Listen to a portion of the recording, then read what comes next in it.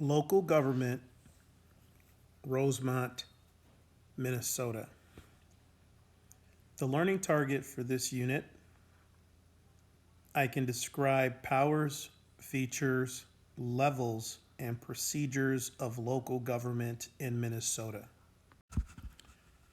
Please write down city and its definition and city charter and its definition. Created by the state. Most states define a municipality as an incorporated place, a locality with an officially organized government that provides services to residents. A city is a municipal government. City charter. A city charter is a document that grants power to a local government. Home rule. Home rule is provided by state legislatures to allow cities to write their own charter, choose their own type of government, and manage their own affairs. The mayor-council form of city government. Please write down the first two bullets on this slide. In addition to the first two bullets, I would also like for you to write down bullets 4 and 5. Most cities have a mayor-council form of government. It's the type of government in which power is divided between separate legislative and executive branches. The voters elect both groups. The mayor is often the chief executive of city government. The mayor appoints heads of departments, such as police chief and fire chief. The city council acts as the city's legislature, approving the city budget and passing city laws, also known as ordinances. I would underline ordinances. Some council members are elected to represent a ward or a voting district. In other cities, some or all of the council members are known as members at large, elected by the entire city. I would write down members at large and the definition that follows it as well. Fact. Did you know the mayor of Rosemount has an annual salary of $9,200 per year? Also, did you know that the city council members earn a stipend at $7,000 a year?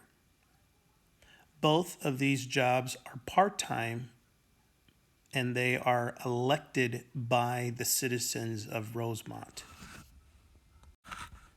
Strong mayor system, weak mayor system. These are two types of government structures that exist in cities. Under strong mayor system, please write the first two bullets listed. Under weak mayor system, please write the first two bullets listed there as well. Strong mayor system. Strong mayor systems are typically found in large cities like New York, Chicago, Minneapolis, Los Angeles, and other major cities. In those areas, the mayor has very strong executive powers. They can veto laws, they can appoint department heads, they can take the lead in crafting budgets.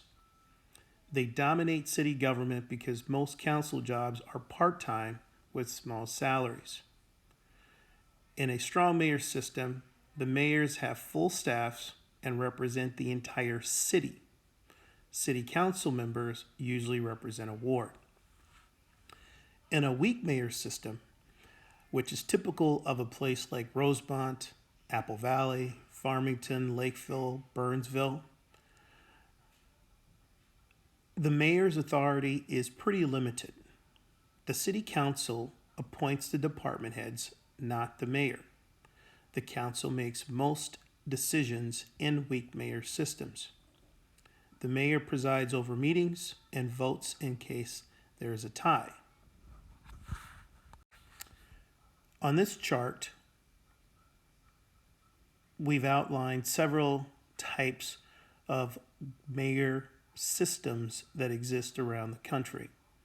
The two most visible forms are the strong mayor and the weak mayor government. On this slide, we only want to focus on other units of government. Please write down special district and its definition. I also would like for you to write down metropolitan area and its definition. A special district is a unit of government that deals with a specific function, such as education, like ISD 196, transportation, similar to the Minnesota Valley Transit Authority, and water supply. They are created to legitimately deal with a specific function of government. Metropolitan area. A metropolitan area is a central city and its surrounding suburbs. So think of Minneapolis and St. Paul and all of the suburbs that surround it in the Twin Cities. That is considered to be a metropolitan area. The suburbs are communities near and around cities. Rosemount, Inver Grove, Mendota Heights, Bloomington, Edina, St. Louis Park, Eden Prairie are all suburbs of the two major cities of Minneapolis and St. Paul. On this slide, I've listed a couple of ordinances that are located within the Rosemount City Code. You don't need to know them, but an ordinance has the power of a law, and I just wanted to give you a general idea of what a couple of ordinances within the city would look like.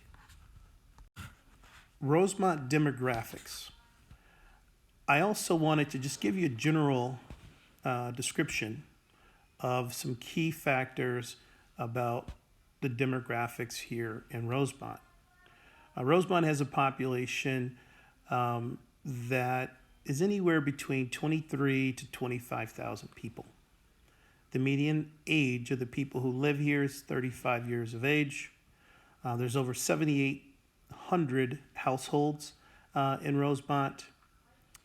The median family income ranges anywhere from $85,000 to $90,000 per family, and the median home sale for homes in our area ranges anywhere from $233,000 to $240,000. City Council, in particularly Rosemount's City Council.